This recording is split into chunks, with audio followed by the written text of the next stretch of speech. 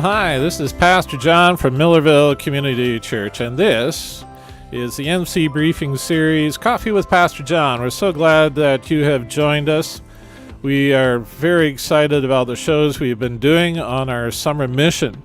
We had our first outdoor service last Sunday, and we really followed all the COVID-19 rules, but we had a great crowd show up, all social distancing and everything else, but it was great to be together again. And we still have our online services if you want to watch and be safe from your home, and you can still do that. We have been doing a series of interviews, collecting faith journey stories, and about a journey of faith as we are in our summer mission 2020, sharing the gospel of Jesus Christ with our friends, our neighbors, and our family, encouraging them to stand firm on the gospel of Jesus Christ. And there are so many ways you can share that. You can share these videos, you can share our online services, you can talk to them directly, you can share Vespers, which we run every evening, 7 o'clock Monday through Friday. Coffee with Pastor John that you're watching right now, 10 a.m. Alberta's time, Mountain Standard Time. And you can join us on Tuesday, Wednesday, and Thursdays for that. Check out back issues and be a part of that as part of our Mission 2020 experience. Today, we've got our guest with us. Today is Gord Martin, an old friend of Millerville Community Church. He is from Vision Ministries, and he's Gord, you're associate director, is that right? If I got that right? So I'm now one of the associate directors, yes. There you go. And you've been a longtime advisor and supporter of Millerville Community Church, and we sure appreciate your wisdom and your knowledge over all these years. And welcome. So glad to have you here today. It's very good to be with you. Awesome. So you caught my eye with an article that you wrote a little while back. You're doing what do you call an EBook, and you produce a segment every week. I think is what you're doing right now, and it's called Doing It. So technically, it's a blog. But I like the sound of an ebook better, so that's what I'm calling it. A little more sophisticated. I like that. And I get the emails from Vision Ministries in my email box, and I noticed this, and I saw segment number 5 was Doubt, Is God Really There? And you got pretty vulnerable, sharing some of your personal story about some doubts early on in your life when you were a teenager. And that caught my eye, and I think other people could relate to that struggle. So the book that I'm writing is called Doing It Afraid. Mm-hmm. And I'm writing it for pastors and church leaders because I think that when it comes to the main things that we are called to do, most of us experience fear. We can stay inside of our church and do things that we are familiar with there, but when it comes to making disciples of the whole world and approaching people that are outside of our normal group, we tend to back off. And so I realized that I myself have been doing it afraid all my life. I know that when people are watching me, they may think, oh, he's never afraid of anything. But that's not true. And so I felt that I needed to write about doing it afraid because I've discovered that perhaps many pastors are more timid than me, but I want them to understand that I experience the same fear. Wow. And you've been out there. Let's see, your bio says you've been married 51 years, 3 sons, and You have faced challenges before with the death of a middle son, tragically in 2015. So you're not immune from the bumps and bruises of life. And you've been serving with community evangelist with ambassador for Lakeshore Bible Chapel. You've been pastor of Lakeshore Bible Chapel, Lincoln Road Chapel for many years, initiator of Oasis, Vision Ministries in Kenya, and sharing the vision and form a global network of church network leaders. My goodness, you're a coach and mentor of immigrant churches and church planners, mostly in Ontario. But you've been busy, man. You've been out there doing a lot of great work. And you say, you look at all that you've done over the years and an international platform, and yet fear is a part of that, and even doubt, right? Well, very much so. And I grew up in a church where my parents and the other adult members of the church were very strong in their faith. It never occurred to me that they had doubts. They didn't talk about them.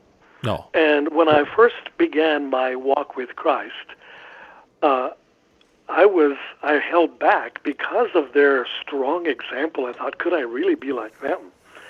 That was pretty intimidating.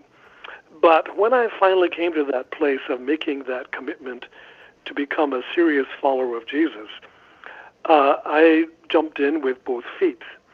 I started to teach Sunday school, and I became a leader of the youth group.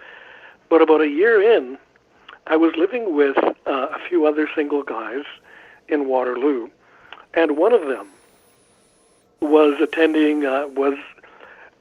studying philosophy at the University of Waterloo. And he would come home and talk about what his professor said, and we would have debates at the house. And I would be the Christian, and he was the philosophy professor. And so we would have these debates and arguments, but after a while, I began to wonder, is it really true? Is God actually there, and how can I prove that? And I just went silent. I didn't know where to turn, because on the outside, I was doing fine. I was teaching Sunday school and facilitating the youth group. So it looked great on the outside, but on the inside, not so good. And there may be lots of people watching or listening who have faced, they're Christians, they're serving, but they might share in those doubts too, because there's certainly a lot of things going on to create doubts in our Christian walk, maybe now more than ever. And the concern is that people are silent about that, and that's not good to handle that alone silently. That has an effect on you. So I just didn't hear anybody talking about this. I was afraid to say anything about it. Yes. I didn't realize there were like 1 million books that talked about this.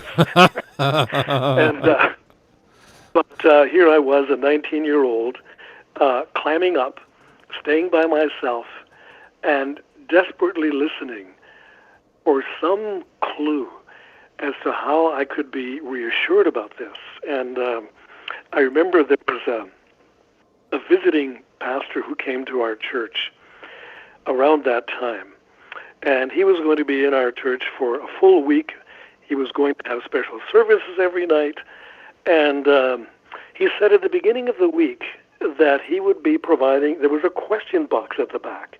Mm-hmm. Anybody who had a question about anything could just slip it into the question box. And I thought, oh, this is my chance. So I carefully wrote my question. Now, I didn't want to let on that there was a real doubter anywhere in the church. Mm-hmm. So I wrote my question, do you ever doubt the existence of God? Question mark. And I waited for Friday night to come. And Friday evening, he began pulling out questions and responding to these questions. And he finally pulled out my question. Do you ever doubt the existence of God? And he said, he kind of talked out loud to himself.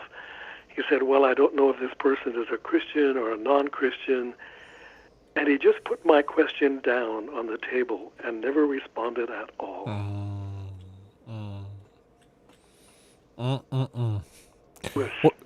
What does that do to a young lad when people won't talk about it? So it just was another closed door. And I remember I thought I had counseled at a boys' camp, a Christian boys' camp the year before. I thought maybe I will go there again this year, and maybe something miraculous will happen, and I will be reassured.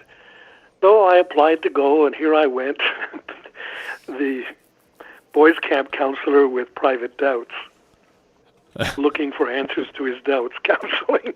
Yes. And the first week went by, and I couldn't tell that anything had happened. And the second week, it was Monday and Tuesday and Wednesday, and still nothing. Nothing that I could qualify as any kind of big answer to my problem. So the director of the camp was somebody that I had never heard of before, never seen before, and I thought, I'm going to ask him. I told him my problem. And I have no idea. He must have said more than this. But what I can remember him saying is, Gord, he said, I have been a Christian now for 10 years, and I have been in full-time children's ministry for 5 years, and sometimes I still have doubts. Hallelujah.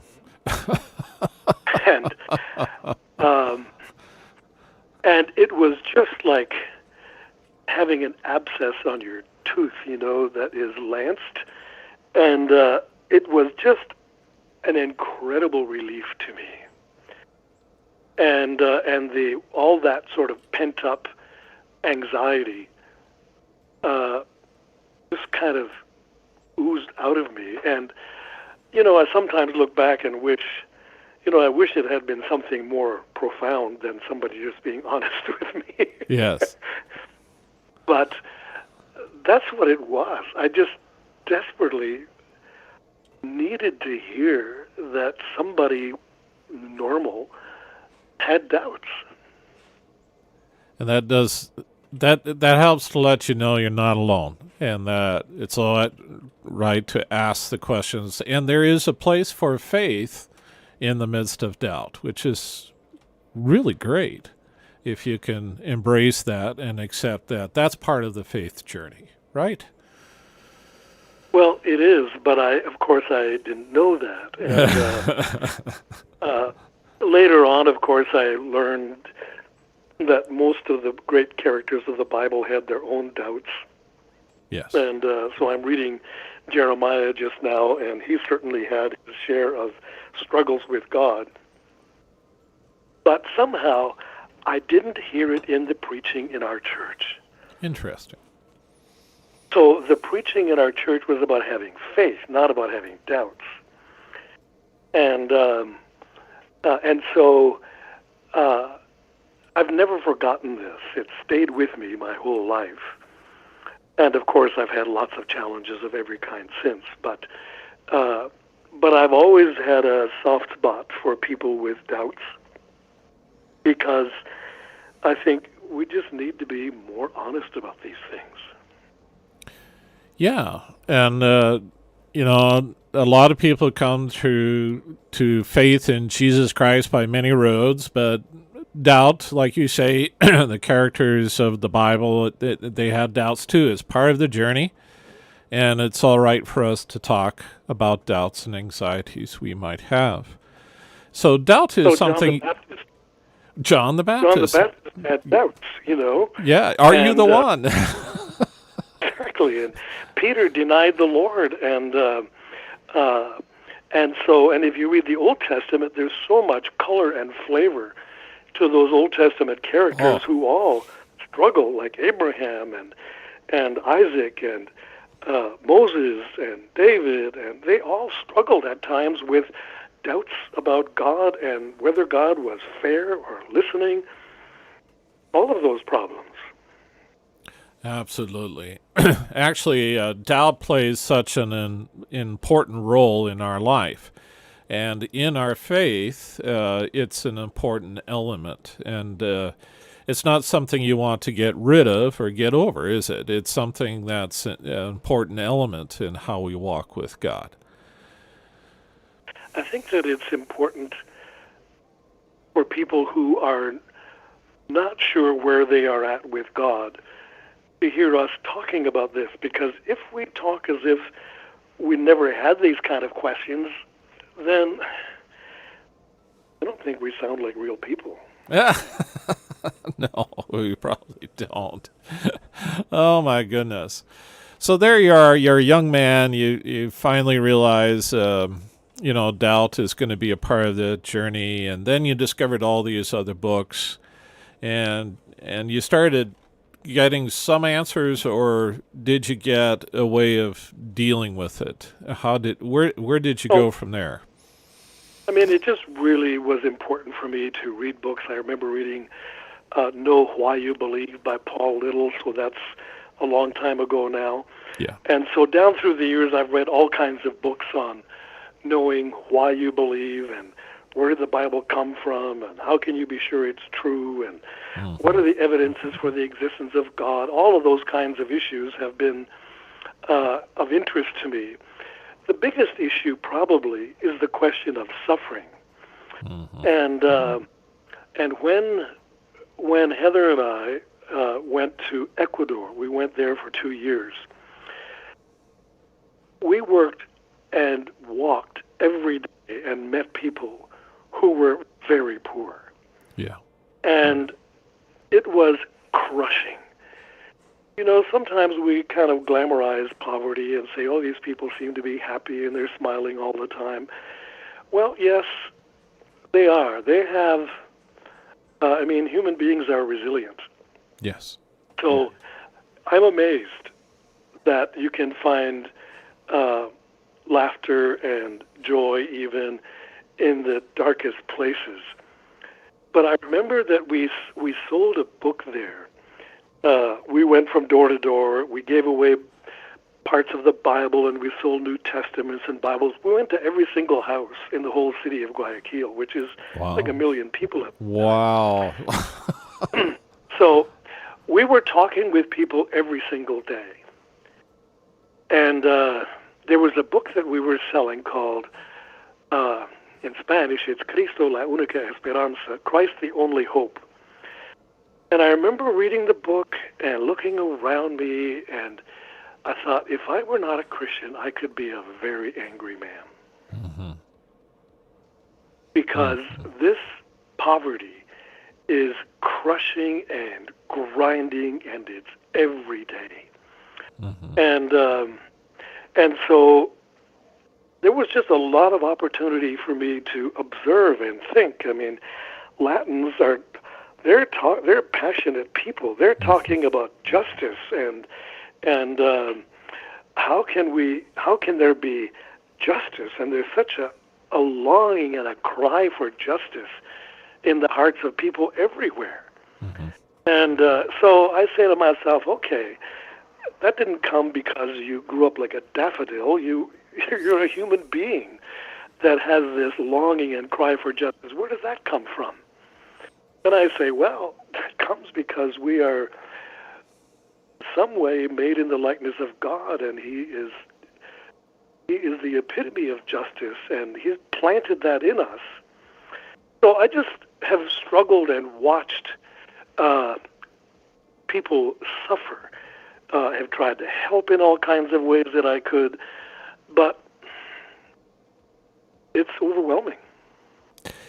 Yes. So the problem of pain has always been a challenge. And unfortunately, there's been several Christian writers, and the schools are often teaching counselors that there is no answer to that question, which I would disagree with. I think there is an answer to that question. But it's also the suffering and the pain that you're going through. most people I meet who are going through pain and suffering, and we just had Sonny Smith on this week, and he was talking about this issues too. He's got chronic pain, is always in pain. He's had so many surgeries and facing yet another one. But this guy, he handles pain with grace, and he's loves the Lord, and he says his faith actually helps him manage his pain and reduce it so he can deal with it. So it's not surprising when you find angry people out there and upset people, think it's not fair. It's amazing when you find someone who has this faith in the midst of the trial and comes through with such grace and is not angry or upset, but is trusting in the Lord. So, that real experience of meeting people like that is a remarkable event when you find them. And that really does challenge all the intellectual arguments saying, well, it can make a difference in our life.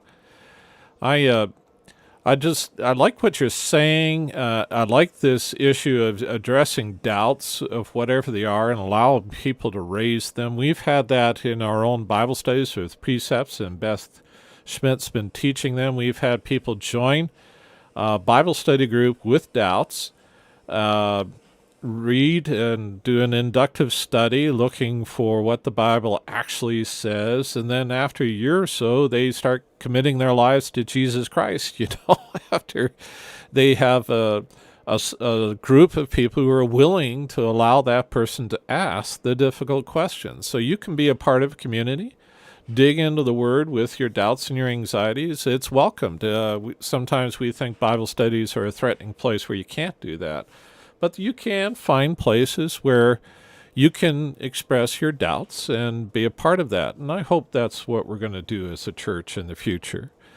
So of all those things that you talked about, pain and suffering is a big one. What are the other doubts